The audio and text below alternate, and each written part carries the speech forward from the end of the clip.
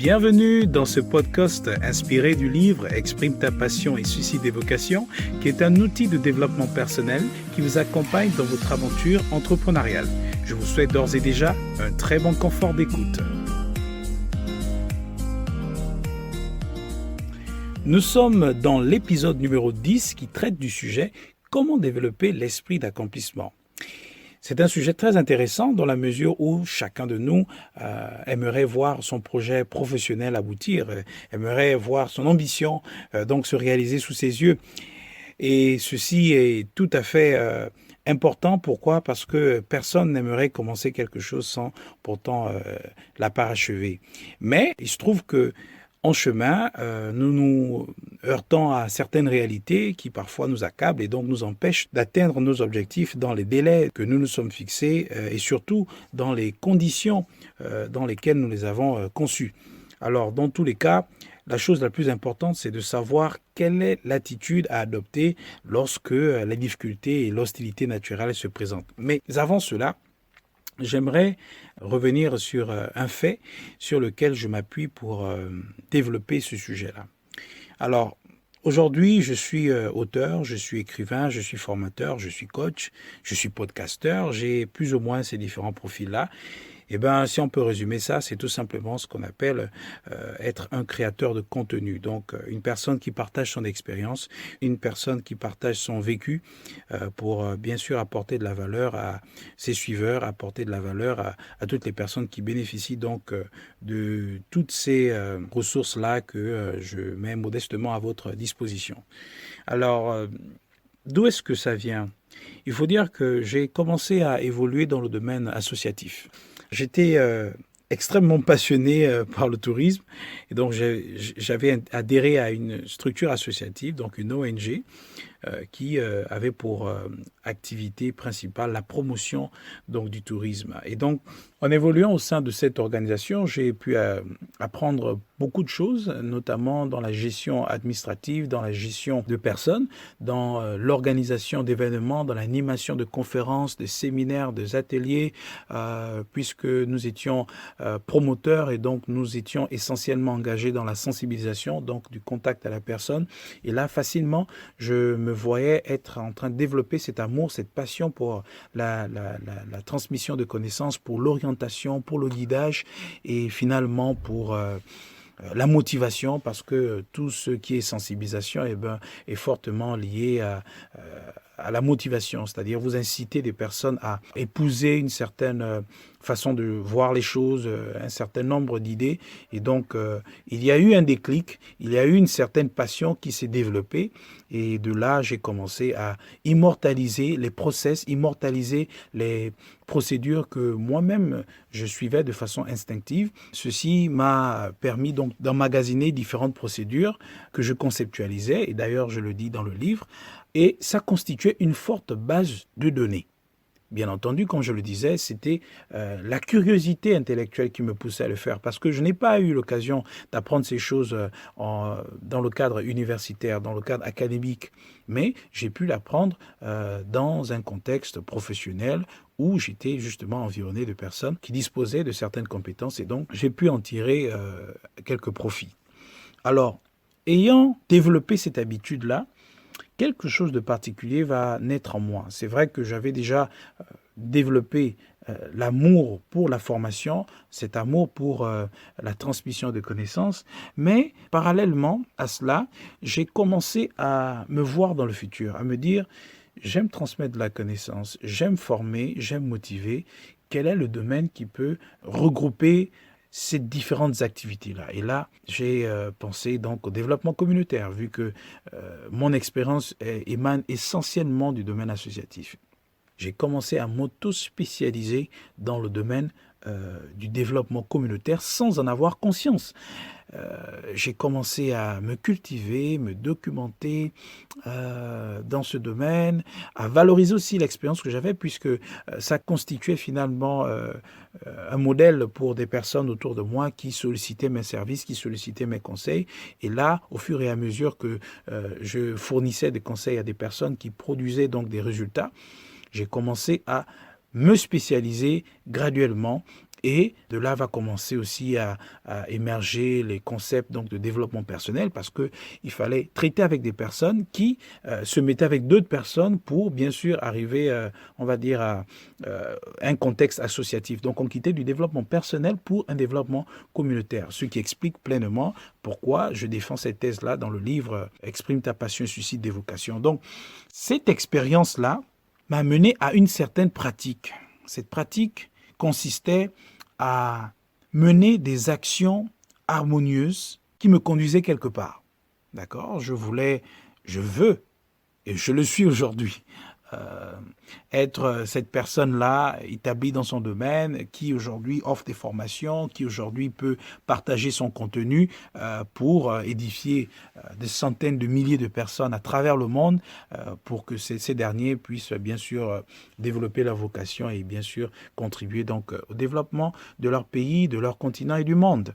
Donc, c'était une passion qui était là, mais pour la concrétiser, il fallait tout simplement avoir une certaine approche. Donc, j'avais localisé le domaine dans lequel je voulais évoluer professionnellement. Et là, il ne me restait plus qu'à me donner les moyens pour arriver à vivre de façon concrète l'objet de mon aspiration.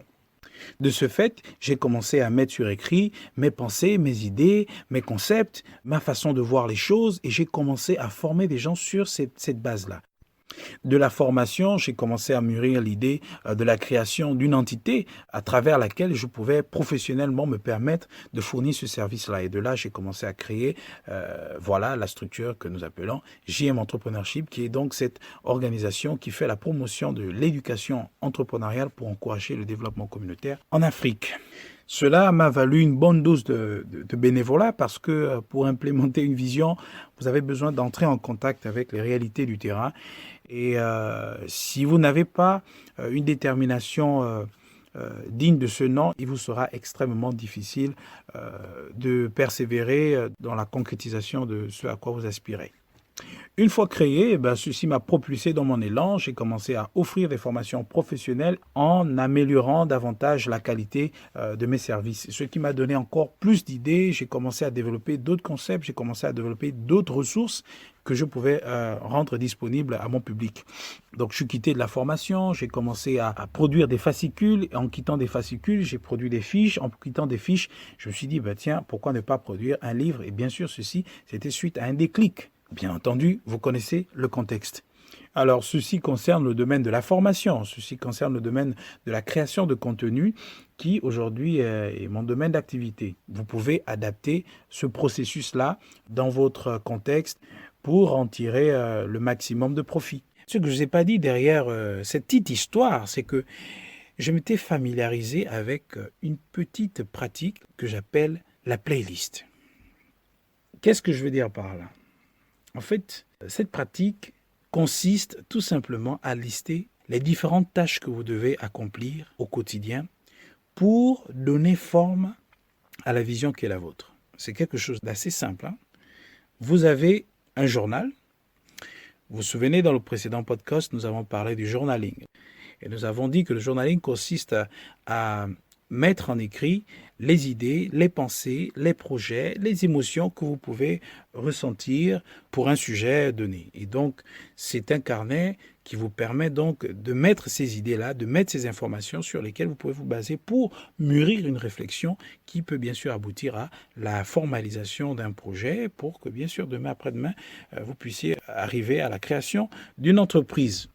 La playlist, c'est donc le fait d'énumérer de façon harmonieuse des tâches que vous devez accomplir au quotidien. Alors, ça ne consiste pas seulement à énumérer ces tâches-là, mais en fait, ça consiste également à respecter l'exécution de chaque tâche avant de passer à une autre. C'est-à-dire, la première ne doit pas, vous ne pouvez pas passer à la deuxième tâche sans avoir fini l'exécution de la première.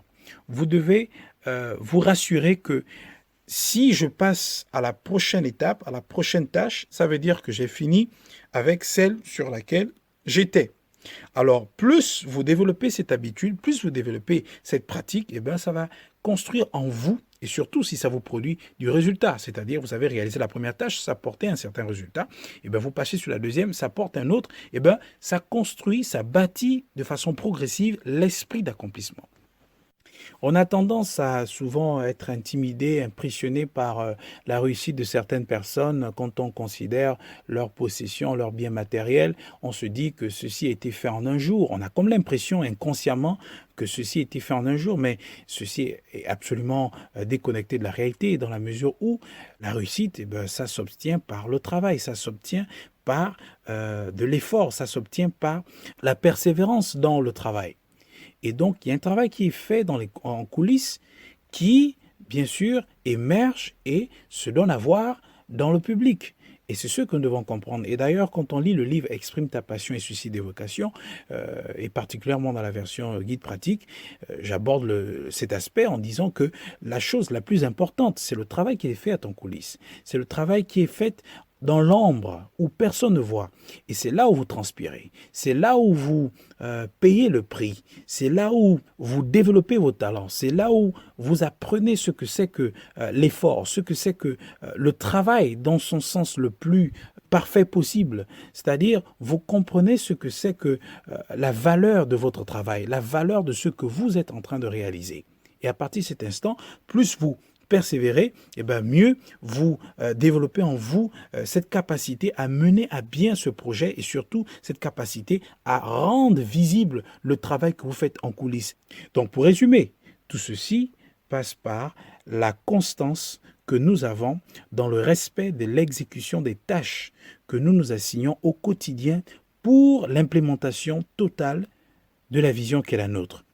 On va dire, ou des objectifs qui sont les nôtres, parce que vous pouvez avoir des objectifs de court, moyen, long terme, mais pour les réaliser, pour les atteindre, il faudrait bel et bien que vous puissiez avoir une organisation structurée qui vous permet bien sûr de canaliser votre énergie, votre attention, votre réflexion, vos émotions et tout ce qui peut constituer ce potentiel-là pour mener à bien ce projet.